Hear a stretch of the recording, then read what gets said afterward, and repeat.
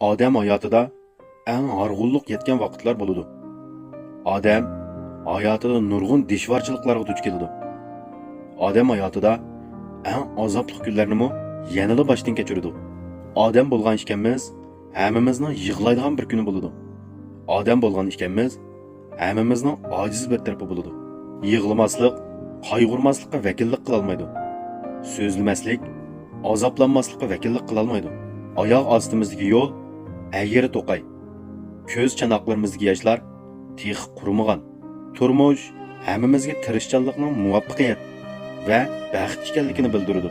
Bu rahimsiz jamiyatda hech kim sizning ko'z yishingizga parvo qilmaydi.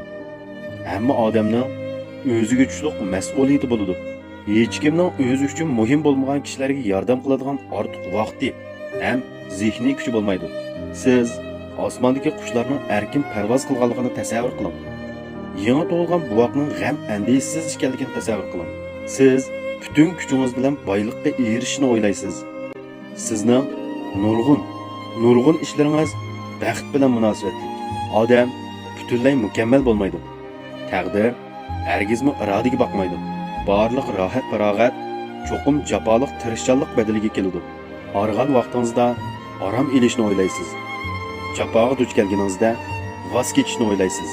Zimmangizdagi mas'uliyat ig'ir kelib, besimni ko'tarolmagan vaqtingizda o'zingizga tonishlik bo'lgan bu shahardan jimjitlik ketib qolishini o'ylashingiz mumkin. Chunki siz jismoniy va ruhiy jihatdan charchadingiz. Har bir kundagi oldirashchanlik va soxta kulkilardan zerikdingiz. Boshqalarning boyligiga havas qilmang. Boshqalarning baxtiga havas qilmang. Siz azoblanib boqqan. Siz yig'lab boqqan. Ham nomurodlikni boshdan kechirib boqqan. Lekin siz azaldan oilangizdagilardan og'rinib boqmadingiz. Yanada o'zingizning kuchiga tayinib, bir qadamdan turmush safari yo'lida ketyapsiz. Bo'ldi, azoblanmang. Dunyoda hech qanday narsa mutlaq temponlik ustida tura olmaydi. Ba'zi kishilar tug'ilishidan boy-boy yashab yashaydi. Yana ba'zi kishilar shuncha tirisimi o'zi orzu qilgan narsalarga erisha olmaydi. Reallik qancha rahimsiz bo'lsin, kishilar qalbidagi illiqlik qancha yo'qab ketishidan qat'iy nazar, siz boturlik bilan olg'a ilgirlishingiz, jafo mushaqqatdan qo'rqmasligingiz kerak. Siz besimga bardoshlik bera olmagan chog'da hayotning faqat birlik etim keladiganligini o'ylang. Voz kechishni o'ylagan chog'ingizda keyningizda yana oilangizdagilar borligini o'ylang. Siz o'z navbatingizda o'zingizga xos baxtlik, o'z turmushingizdagi baxtni his qiling ham uni qadrlang.